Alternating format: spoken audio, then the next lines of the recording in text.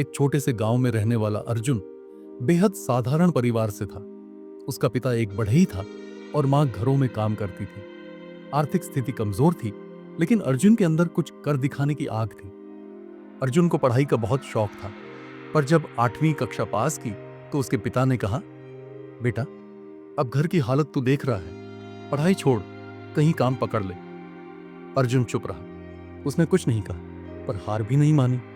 उसने गांव के स्कूल में छोटे बच्चों को ट्यूशन देना शुरू किया। हर शाम 2 घंटे पढ़ाता और जो थोड़ा बहुत पैसे मिलते उसे स्कूल की फीस और किताबों में लगाता। दिन ऐसे ही बीतते गए। कभी किताबें उधार लेनी पड़ती, कभी भूखा रहना पड़ता, पर अर्जुन की नजरें अपने सपनों से नहीं हटी। वह हर रात अपने छोटे से कमरे में बैठकर कहता, एक दिन मैं कुछ बड़ा करूंगा, ये मुश्किलें मुझे नहीं रोक सकती। धीरे धीरे उसने 10वीं और फिर 12वीं अच्छे अंकों से पास की। गांव में लोग चौंकने लगे।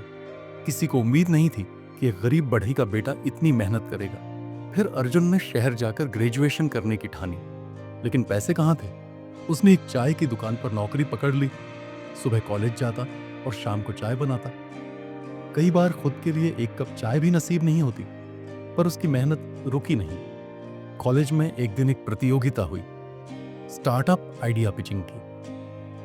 अर्जुन ने गांव के बच्चों को ऑनलाइन शिक्षा से जोड़ने का एक अनोखा विचार रखा। सब हंसे। जिसके पास खुद मोबाइल नहीं, वो ऐप बनाएगा। लेकिन एक प्रोफेसर ने अर्जुन की सोच को समझा और उसका मार्गदर्शन करना शुरू किया। अर्जुन ने दिन रात मेहनत कर एक छोटी सी ऐप बनाई, ज्ञानदीप। उसने इसे गांव-गांव जाकर बच्चों में मुफ्त में बांटना शुरू किया।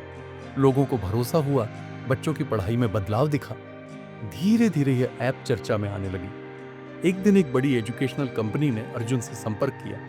उन्होंने उसके विचार को सपोर्ट किया और निवेश करने का प्रस्ताव दिया।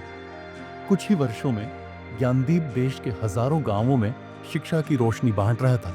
और एक दिन उसी अर्जुन को भारत के राष्ट्रपति द्वारा युवा नवोन्मेषक पुरस्कार मिला। जब उससे पूछा गया कि यह सब कैसे संभव हुआ, तो अर्जुन मुस्कुराते हुए बोला, मैंने तो सिर्फ छोटी शुरुआत की थी, मगर कभी रुकना नहीं सीखा।